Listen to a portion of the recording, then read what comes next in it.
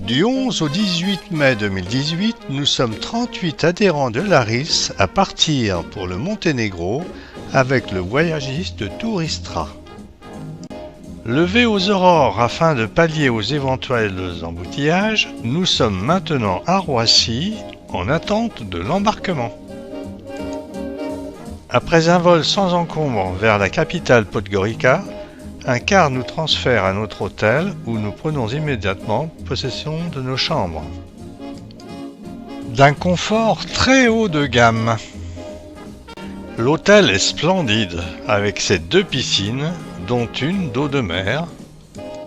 Un grand parc paysager sépare l'hôtel de la plage et de la mer Adriatique.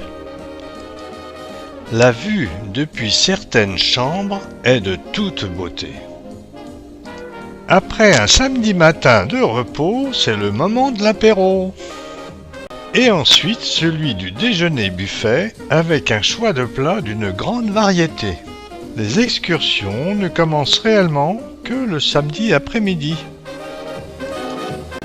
Et voilà, nous sommes arrivés sur le site de Staribar. Vieille cité en ruine qui fut le théâtre de multiples cultures. Elle a compté jusqu'à 3000 âmes, mais aujourd'hui ce sont des pierres que l'on s'évertue à redresser. Tiens, le Cambodge a annexé les lieux. Il commence à faire vraiment très chaud. Bon temps pour se payer un jus de grenade, spécialité locale. Pour les souvenirs, c'est porte-clés et magnets. Cette excursion vaut autant pour l'histoire que pour le panorama qu'elle offre sur les contreforts balkaniques. Là, un câblage aérien qui ferait pâlir nos techniciens ERDF. Dans la ville nouvelle de Staribar, une mosquée toute neuve. Les fidèles sont peu nombreux, mais c'est une heure creuse. Puis nous arrivons à Ulcinj, situé à l'extrême sud-est du pays. On rejoint une forteresse sur un promontoire. On regagne la ville nouvelle à travers un dédale de ruelles qui n'empêche en rien l'utilisation de la mécanisation. À cet endroit, la vue se dégage à nouveau sur l'Adriatique. L'entrée est le parc arboré d'un superbe hôtel-restaurant dominant la mer. De là, nous découvrons la ville nouvelle d'Ulcinj, accrochée à la montagne. Pour rejoindre le car, nous empruntons à pied le centre-ville, où les épiceries apportent quantité d'eau et soda de tout genre. Aujourd'hui, dimanche, la journée consacrée au circuit Parfum du Monténégro. Après la traversée de Budva, nous prenons la route de la montagne. En chemin, un arrêt photo. Puis nous arrivons à Cetinje, l'ancienne capitale, où nous visitons un musée situé dans l'ancien palais du roi Nicolas. Non loin de là, la petite église Vlaška, puis l'extérieur d'un grand monastère orthodoxe qui détient soi-disant d'importantes reliques. Chemin faisant, un touriste en petite tenue.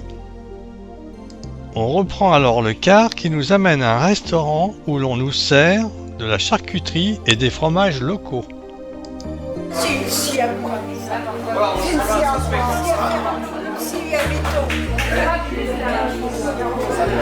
Écoutez, je vous ai dit.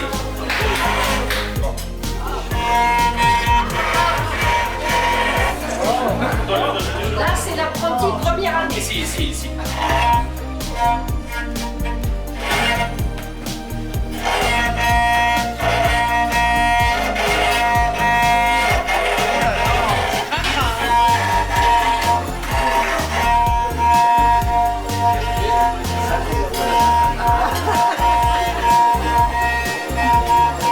C'était presque le même son que je vous ai fait au musée.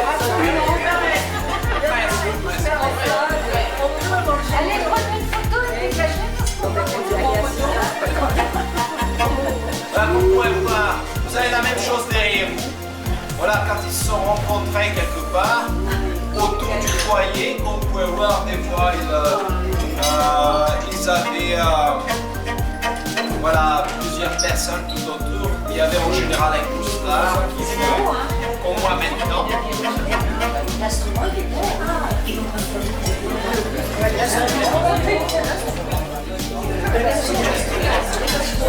On préfère de dire que c'est un instrument national, mais attention car ça existe en Serbie, en Chypre, en Albanie, comme les violons. Mais Tandis que Daniel s'essaie au violon local, il déclenche immanquablement une catastrophe climatique. Mais heureusement, l'averse est de courte durée. Nous nous arrêtons dans l'impressionnante descente aux 25 lacets. De là, nous commençons à apercevoir l'une des 3 baies qui composent les bouches de Kotor, que l'on aperçoit en bas à droite. Ce sera le but de notre visite cet après-midi. Nous y reviendrons jeudi prochain, mais cette fois-ci par la mer.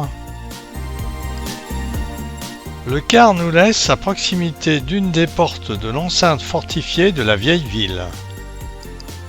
Nous déambulons alors dans des rues piétonnes bordées des shops à touristes,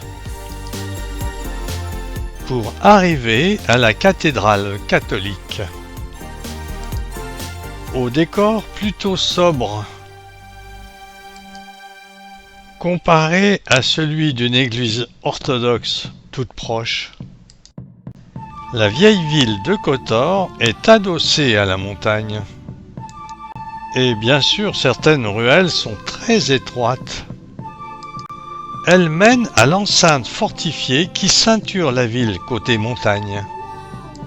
Ici, on remarquera un certain contraste vestimentaire. Quant au port, il regorge de yachts plus somptueux les uns que les autres. Et voilà justement 3 richissimes propriétaires de l'un d'entre eux. La visite de Kotor se termine alors par une déambulation libre avant de rejoindre notre car. Ce lundi est en principe libre, mais certains ont choisi l'excursion à la journée vers Dubrovnik en Croatie, alors que la majorité va se retrouver l'après-midi pour visiter Budva. Les abords de l'hôtel où nous séjournons sont témoins d'une frénésie de construction hôtelière. Il a fait un bon orage cette nuit et la mer est encore très agitée. La vieille ville de Budva a un petit côté Kotor. Mais en ce lundi après-midi, les rues sont désertes. Quelques touristes bravent malgré tout les vagues. Là, on a prévu du monde. L'extrémité de la vieille ville forme une presqu'île dans l'Adriatique. Et comme à Kotor, de somptueux yachts sont amarrés au port de plaisance.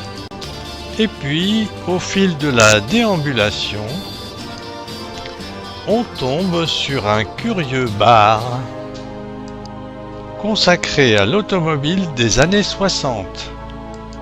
Et puis, une marche ratée dans un musée a fait de notre petite Annie une cascadeuse de renom. Du coup, elle s'est trouvée un fiancé. Le soir à l'hôtel, nous avons droit à un groupe de danse folklorique.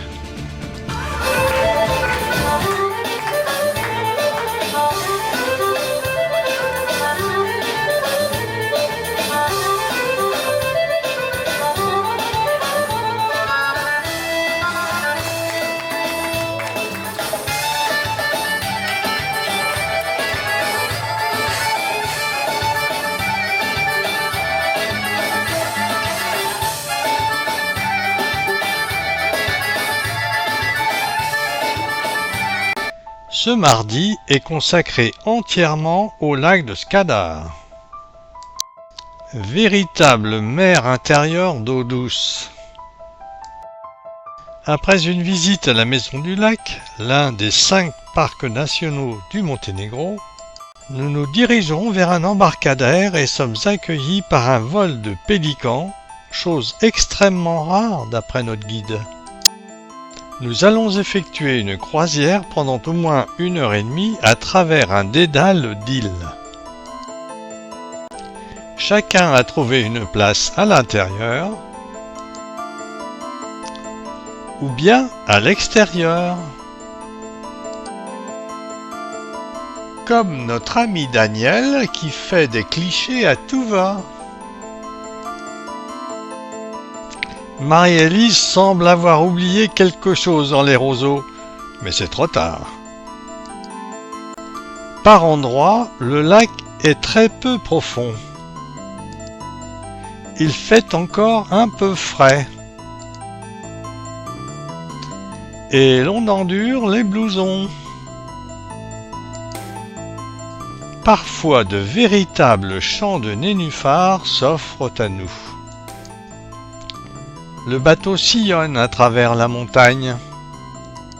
On ne rencontre personne hormis ce pêcheur. Voilà, ça se trouve sous les feuilles. Voilà, c'est encore toujours très tôt, bien sûr, pour les châtaignes. Mais sous les feuilles, vous avez au mois de fin septembre, début octobre. Quand j'étais petit, vu que vous avez les châtaignes d'eau à Oultsigne, là où se trouve la petite plage que nous avons vue, la plage sablonneuse, il y a encore une de 14 km plus grande. Vous avez des trucs comme ça sur la plage. Pour moi, quand j'étais petit, bien sûr, c'était intéressant pour mettre dans l'aquarium, pour les poissons, mais les poissons ne supportaient pas ça. Maintenant, je sais pourquoi. Bon, ça c'est les châtaignes d'eau, je vous laisse voir, comme je vous ai dit, ça sert comme un accompagnement. Bien sûr, quand vous avez des fêtes autour du lac, le 6 juin l'année dernière, il y a 2 ans, c'était la fête de la carpe, le jour de la carpe. Voilà, quand vous avez des restaurants, bien sûr, qui offrent gratuitement, bien sûr, le poisson.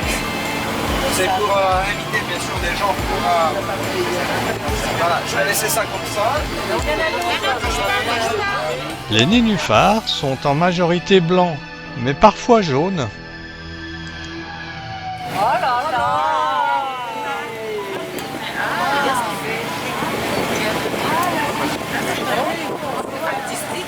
Ah, c'est génial!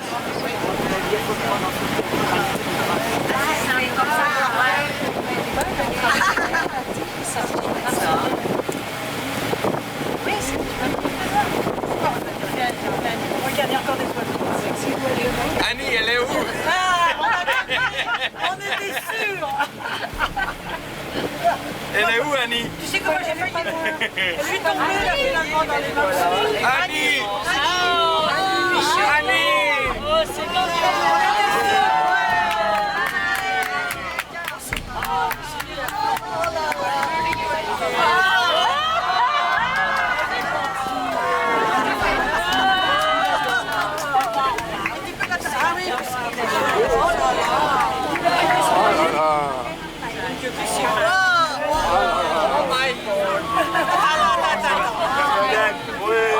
Tenez comme ça, bon. Avec une main seulement. Oh, bravo! Bravo! Franchement.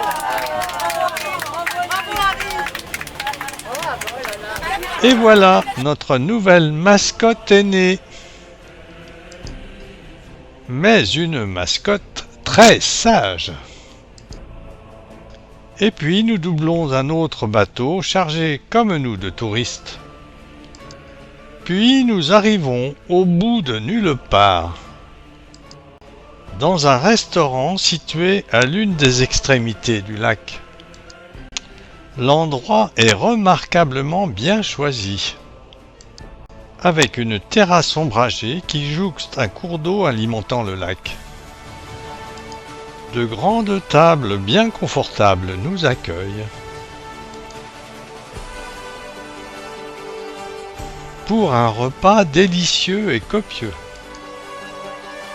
Marine, l'animatrice en chef, nous accompagne aujourd'hui. Ceux qui ont choisi le poisson auront droit à 2 belles truites, sinon rien. Le dessert va venir et il sera succulent. Au retour, nous empruntons un autre itinéraire qui nous permet de découvrir, vu d'en haut, l'itinéraire de la croisière de la matinée. Et là, nous nous rendons mieux compte des paysages extraordinaires que nous réserve le lac Skadar. Nous revenons par Budva avec un arrêt photo devant l'île de Sveti Stefan, réputée pour ses richissimes propriétaires. Et coup de chance, nous en rencontrons justement 2. Le soir, un grand nombre d'entre nous s'offrent un repas chez Lazare, avec cuisine locale garantie. Le mercredi sera consacré à l'escapade albanaise. Chemin faisant, on admirera la toute nouvelle église orthodoxe Saint-Jean-Vladimir de Bar. Le passage de la frontière albanaise est assez compliqué. Une queue importante se forme, mais nos guides monténégrins et albanais nous assurent un passage sans problème. La première visite en Albanie est consacrée au château Rozafa. La forteresse est située sur un promontoire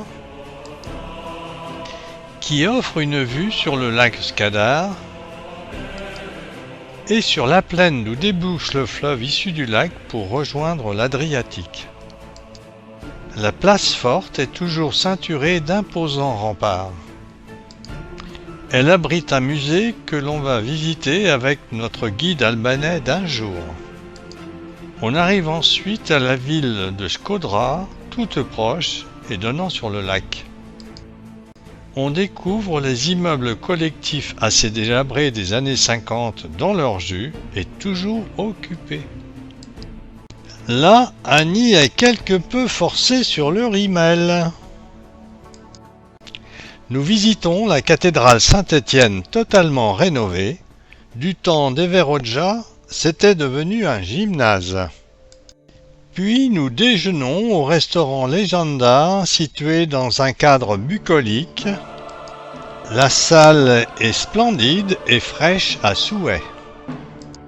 Et puis on prend un peu de bon temps avant de repartir vers un quartier touristique de la ville avec notamment une superbe mosquée. Plus loin, des habitations un peu plus hétéroclites, alimentées par un câblage électrique pas très aux normes de chez nous. Tout près, une église orthodoxe, elle aussi toute neuve. Puis nous repassons la frontière dans l'autre sens avec toujours la même incertitude quant au temps d'attente. Le dernier jour d'excursion est entièrement consacré à une croisière dans les Bouches de Kotor. La météo est idéale. Notre car nous dépose au port de Tivat,